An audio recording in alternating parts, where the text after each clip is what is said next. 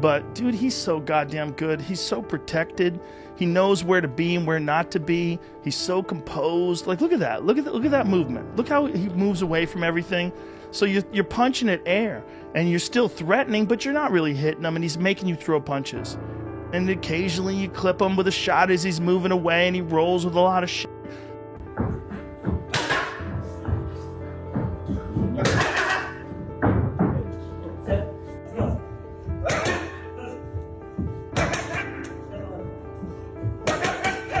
Adjust to or get used to with Pacquiao in the ring? I mean, nobody fights like him. He's different, very difficult to prepare for. It took Marquez 4 fights to figure him out. You know, and Marquez is one of the fastest thinkers in the game, and he's just such a difficult guy to zone in on. I always felt like just as I was getting my crosshairs on him, he would change his rhythm. He's a very Joe Rogan's eyes widened as Manny Pacquiao moved in the ring, sharp, dangerous, alive, like time had barely touched him, even as he trained for a Mayweather rematch. And Joe said it out loud. Floyd had waited years, patiently, almost calculatingly, to face an older Manny. Yet here he was, still ready for Mayweather Pacquiao. Right. And Mayweather just did such a smart thing, but also a devious thing. Waiting until Pacquiao was older, waiting until he slowed down, and then... Devious is not illegal in boxing. It's encouraged. Yeah.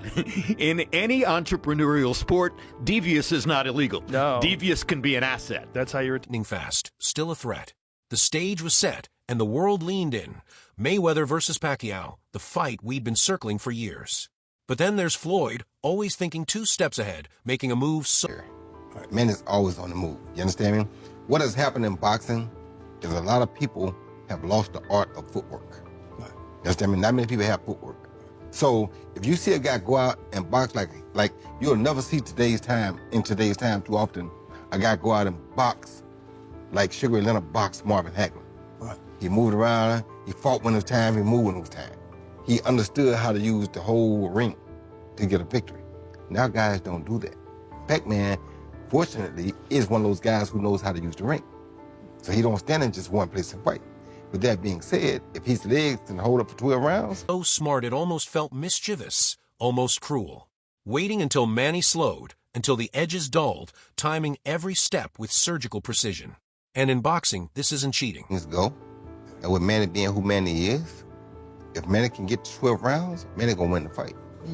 If Burns can hurt Manny early in the fight and not let him go 12 rounds, he might have a chance.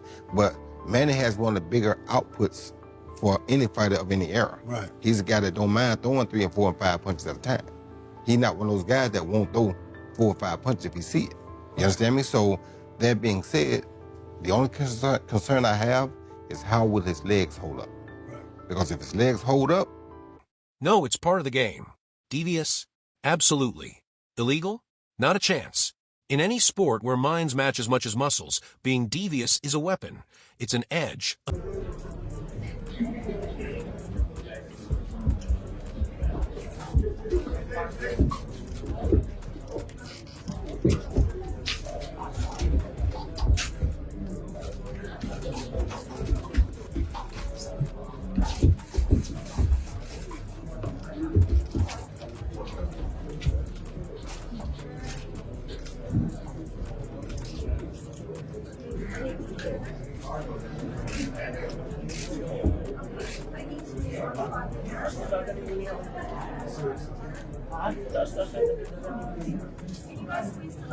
Strategy, a skill.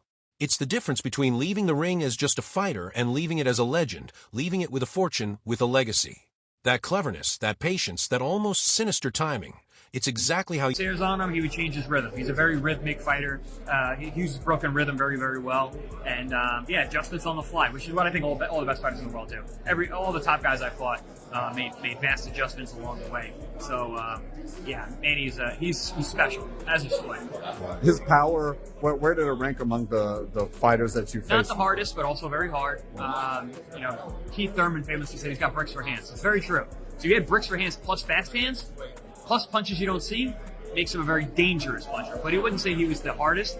Ruslan hit, I believe, way harder. He was crunching power. But in terms of a guy with fast hands who has hard hands, but also punches from angles that are hard to see, very, very dangerous. Kind of dangerous. He's facing Ruslan before this Pacquiao. Depending on how real that fight is, and depending on what size gloves they're wearing, depending on what kind of discussion they have prior to the fight. You build a career that ends with a $50 million check or more, and a name that echoes long after the final bell. Every move measured, every pause calculated, every... But Mayweather at times he's ranking by fighting basically no one's in the last 4 or 5 fights. How those fights even been sanctioned is unbelievable. So, whereas Pacquiao's never dodged anybody. He has 4 champions. I thought Manny won his last fight. He should have been champion right now. Absolutely. But Mayweather's going to put his record on the line. September 19 at the Sphere in Vegas. What happens, Manny Pacquiao, Floyd Mayweather? Mayweather's putting the 50-0 on the line. It's not an exhibition. I just don't think Manny wins. What would that mean if Manny gave Floyd his first loss? What would that mean to Floyd? I don't know. What would it mean to Manny?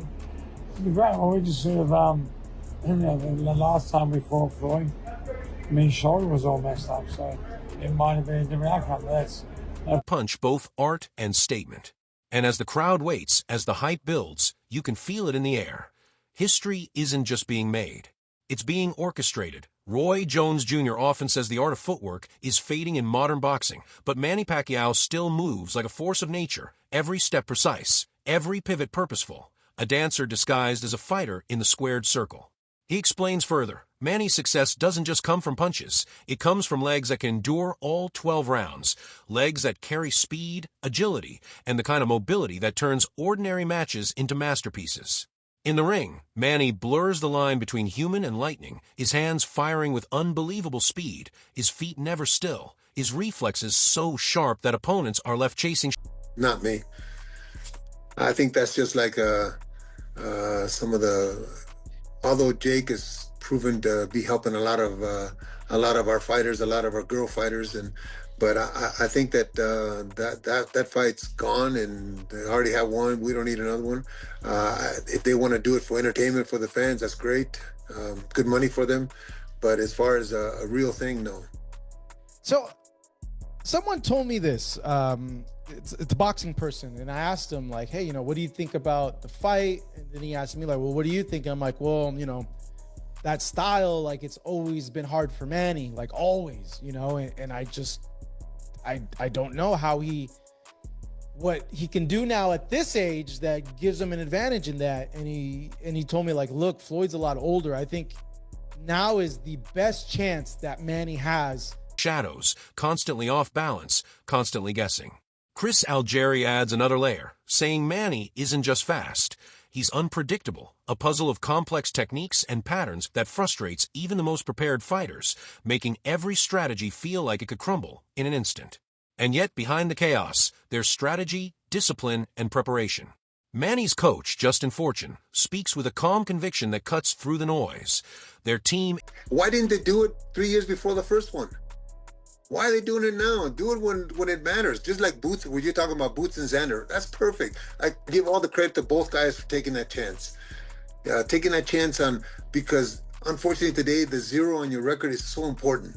So important to everybody, the networks, the managers, the promoters. And you become a better fighter, as Fundora has. You become a better fighter once you taste defeat because that monkey's off your back. You're not protecting anything. Terry Norris became a better fighter after he got knocked out by Julian Jackson. Why? Because the chip came off his shoulder, and he started to do things that we needed to do in the gym to become better. I think that they should have fought 3 years, 4 years before they did fight. And it would have been talking about the second one back then I would have been okay with it, because at least they fought in their prime. Is ready. Every detail accounted for, every scenario practiced, every punch anticipated. Confidence isn't just a feeling, it's a plan, and they believe Manny will emerge victorious in this rematch with Floyd Mayweather. As the world waits, every fan, every analyst, every fighter watches, knowing this isn't just a fight. It's a display of artistry, endurance, and instinct, all fused into one man.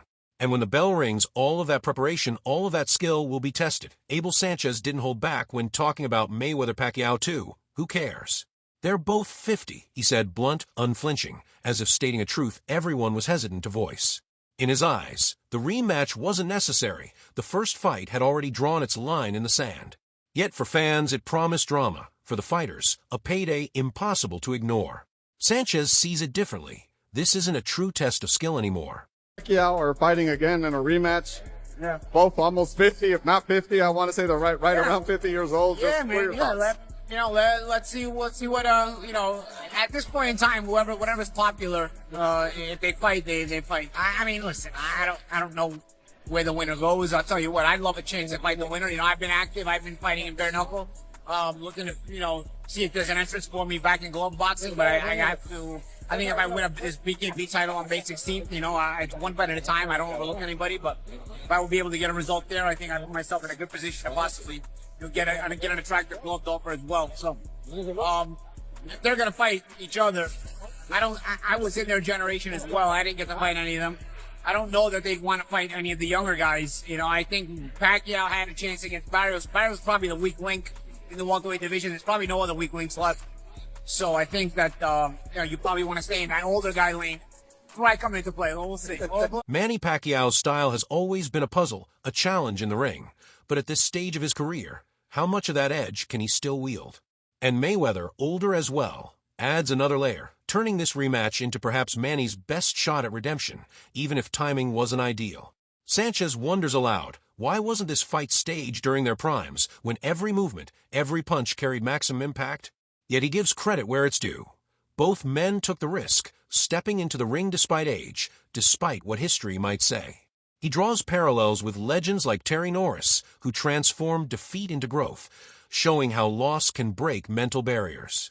Gennady Golovkin comes to mind too, a reminder that waiting until a fighter slows inevitably shapes performance. Two legends / two old men who are fighting each other. They haven't been very active. It's a big money grab. I'm going to say it like this.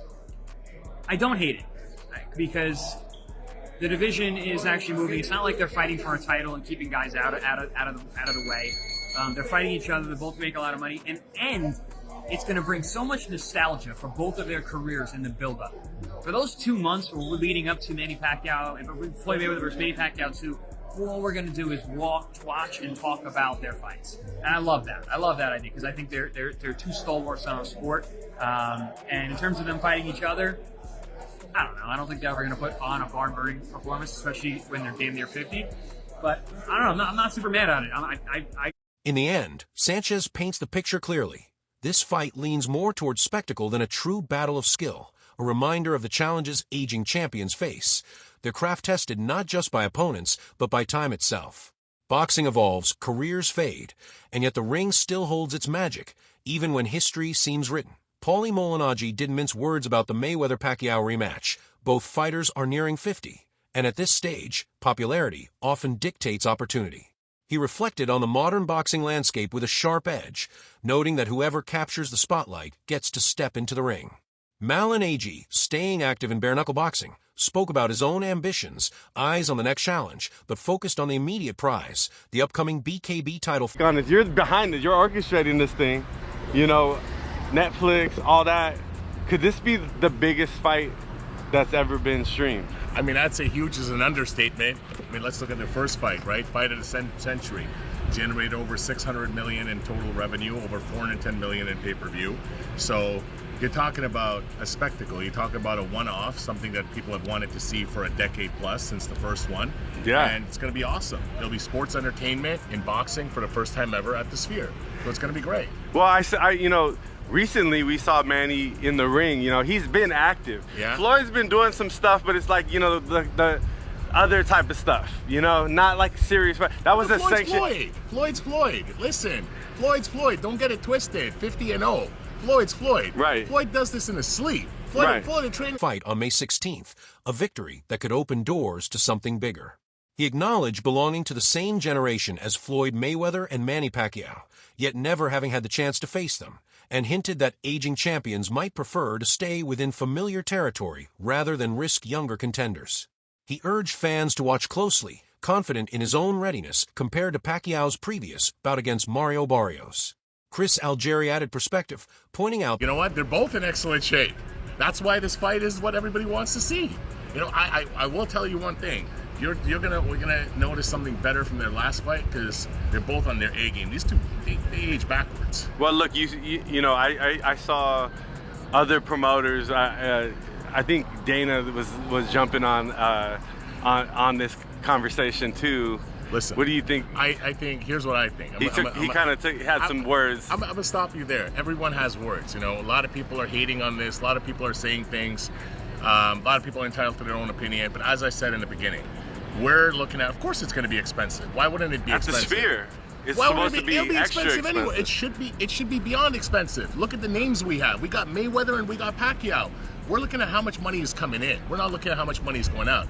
It's not like there were three of us sitting across the table with napkins and writing, oh, let's go to the Sphere and let's... That both Mayweather and Pacquiao haven't been particularly active, framing the rematch as a massive payday, but not without merit. He sees it as a spectacle that keeps the division alive, rather than closing doors for emerging talent.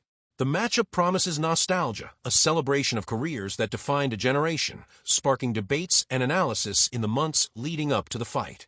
While he doubts it will be a show of explosive brilliance given their age, Algieri admitted his curiosity, eager to witness how two legends perform when history meets the present.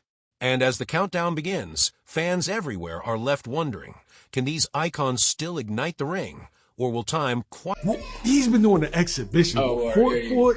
So when was the last? We're gonna say when was the last exhibition? What was it, 10-rounder or 8-rounder? I don't know. He been stopping everybody. Yeah. So I'm saying I don't think he going. It might have been like Gotti. Is that the one? And what was he doing? Was he boxing or was he walking it down? Yo, honestly, when I seen him against the Japanese dude, he had his high guard and he was just walking forward. That's what I'm saying. He older now. He ain't gonna be doing too much moving. He gonna be sharp and he gonna make Pacquiao run into something or some sharp calm. Like, watch. Oh, so you think this ends in a stoppage? It's a possibility, yo. I ain't even gonna lie. Promoter Jazz Mather didn't hold back. Floyd Mayweather versus Manny Pacquiao isn't a nostalgia act. It's a colossal event, a spectacle with a magnetic pull that transcends generations.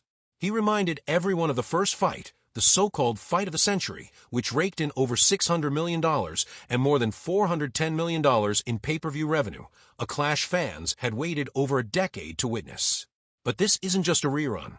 Mather pointed out that Manny Pacquiao has stayed sharp, active in the ring, while Floyd Mayweather, at 50, remains a model of discipline, training with a precision that seems effortless. Her business, and because there are some ailments that you could encounter because of it being a hurt business, people look at it differently. And I'm encouraging people, when you do see a fighter retire and then come back, don't jump to the conclusion that fighter is broke. Don't jump to the conclusion that fighter don't know what else to do with their lives. Understand that fighter has put in countless hours and days and years, upwards to the 30 and 40. And when that person says, I'm going back to work, that's essentially what they're doing. They're just going back to work. Can't be too mad at it. I think the main thing, I don't know how much people are mad and hate Manny, but Floyd's whole persona was, I print money. I'm bigger than the dollar. Yeah. Hey, I'm Floyd Money Mayweather. Yeah. I got a private jet. I got a house here, mansion here. Everything was money. And people watched Floyd for majority of his career for him to lose. Yeah.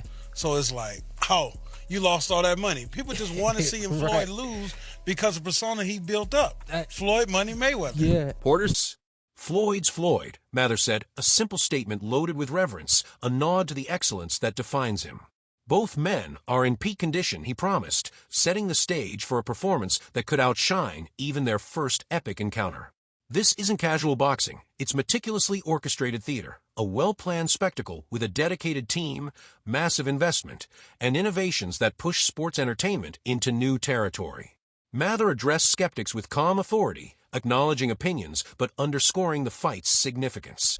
He never really wanted to jeopardize. He never wanted to give Pacquiao his rematch. I beat him. Yeah. I walked away in his mind and with a record to back it up. You know, it's an art. He has a seat at the table of the greatest who ever did it.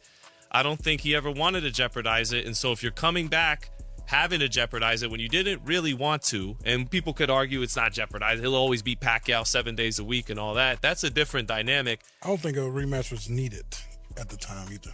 Well, it's not needed now. Yeah, but back then, Yeah, it's not needed now. So I think there's a difference, though, between yeah, I'm fighting for money. Yes, I'm still in my prime or close to it. I can still operate at the highest level, and I'm coming back because I owe people money. The scale, the stakes, the legends themselves all converge in this rematch, a rare moment where history and the present collide in the ring. It's not just about punches. It's about legacy, timing, and the sheer spectacle of two iconic athletes stepping back into the spotlight, delivering a moment boxing fans will remember forever. And as the countdown to the bell ticks closer, the world watches, knowing this isn't simply another fight. It's a historic testament to greatness, grit, and the enduring power of sport. Gironandis highlights something crucial about Manny Pacquiao. His recent fights haven't just kept him active, they've kept him sharp, alive in the ring, preserving the lightning speed, reflexes, and endurance that define a champion. Being consistently in motion, in rhythm, Pacquiao carries an edge that could become critical as the fight stretches into the later rounds, when every second tests stamina and every movement counts. Contrast that with Floyd Mayweather, who hasn't stepped into the ring for years, whose timing and conditioning might not be as instinctive as finely tuned. Pacquiao's constant activity means he's accustomed to pressure, adept at reading opponents, and able to stay calm when the storm of punches and strategy swirls around him. That composure, that readiness, could slowly push the fight into territory where Mayweather's famed defense and stamina are tested, where even a master strategist can be challenged by rhythm, timing, and relentless action. And when the championship rounds arrive, the question lingers, will experience and instinct meet a man still dancing on his peak? Or will history favor the patient, calculating legend who has waited for this moment? Sean Porter offered a grounded perspective on the Manny Pacquiao versus Floyd Mayweather Jr. rematch, cutting through much of the hype swirling around the fight. While fans and media frame it as a historic clash, Porter reminded everyone that reality is rarely that simple. Manny Pacquiao, a legend whose name will forever echo in boxing history, has stepped away from the peak of his career. His recent fights still reveal glimpses of the brilliance that once defined him, but flashes alone don't always match the dominance of his prime years. On the other side of the ring, Floyd Mayweather Jr. has been largely inactive for several years, a master strategist whose current form and readiness remain a question mark. And that uncertainty, the clash between past glory, fading prime, and disciplined preparation, sets the stage for a battle that is as much about legacy and timing as it is about punches and defense. As the fight approaches, fans can't help but wonder, who will rise when history meets the present, and who will remind the world why legends endure? Porter suggested that much of the allure surrounding this fight comes not from current skill, but from nostalgia, from the weight of names that have defined a generation. He urged fans to temper their expectations, to understand that while the matchup carries excitement, it does so more as a historical spectacle than a true test of elite competition at this stage. The clash, he noted, doesn't hold the same measure of significance for skill or legacy as the original battle once did, a reminder that time changes everything, even legends. Ultimately, Porter framed the fight as an exhibition of past greatness, a chance to witness icons in their later chapters, rather than a definitive answer to who reigns supreme today. And yet, for all its pageantry, the world will watch, waiting to see if echoes of history can still ignite the ring.